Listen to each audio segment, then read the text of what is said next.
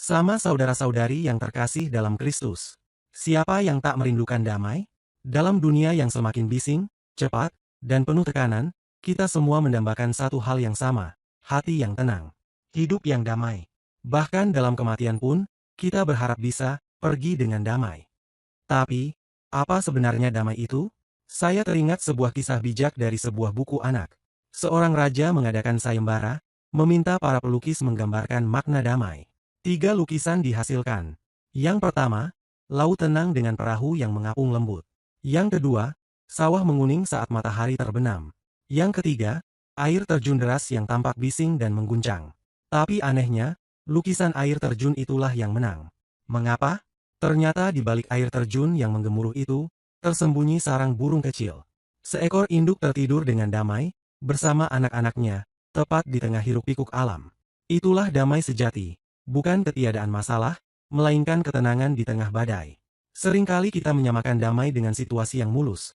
Gaji lancar, rumah rukun, tak ada gosip, semua baik-baik saja. Tapi ketika satu hal berubah, kita pun goyah. Berarti itu bukan damai sejati, melainkan ilusi yang rapuh. Injil Yohanes hari ini membawa kita pada momen ketika para murid Yesus merasa kehilangan arah. Harapan mereka tentang Yesus sebagai Raja Israel hancur saat ia mati disalib. Ketakutan menguasai mereka, takut dicari, dituduh, disalahkan. Mereka bersembunyi, mengunci pintu, dan kehilangan damai. Namun di saat itulah Yesus hadir dan berkata, "Damai sejahtera bagi kamu." Bukan sekadar sapaan. Itu adalah peneguhan bahwa damai sejati tidak datang dari situasi luar, tetapi dari kehadirannya. Yesus tidak menghapus masalah mereka. Orang-orang Yahudi masih mencari. Tantangan masih nyata. Tapi Yesus memberi sesuatu yang lebih besar dari rasa takut. Damai yang lahir dari pengertian akan rencana Allah. Yesus menunjukkan bahwa apa yang terjadi, salib dan kebangkitan, adalah bagian dari rancangan Allah untuk keselamatan manusia. Dan sekarang, damai itu tak hanya menenangkan hati para murid, tapi juga mengutus mereka. Sama seperti Bapa mengutus aku pun mengutus kamu. Damai sejati tidak membuat kita pasif.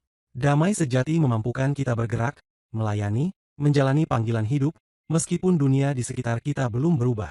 Jadi, kalau hari ini kita sedang di tengah air terjun kehidupan, di tengah tekanan, ketidakpastian, luka, dan pertanyaan, ingat ini. Damai bukan berarti masalah hilang, tapi Tuhan hadir. Dan ketika Tuhan hadir, kita tahu, kita tidak sendiri. Kita diutus. Kita dikuatkan. Maka jangan biarkan ketidakdamaian yang semu membuat kita berhenti melangkah. Sebab yang rugi bukan siapa-siapa, kecuali diri kita sendiri. Beranilah hidup. Beranilah percaya. Dan temukan damai itu, di tengah derasnya hidup. Damai sejahtera bagi kamu. Semoga bacaan Injil hari ini dapat menginspirasi aktivitas dan kegiatan kita hari ini. Jika video ini memberkati Anda, jangan lupa untuk like, subscribe, dan share.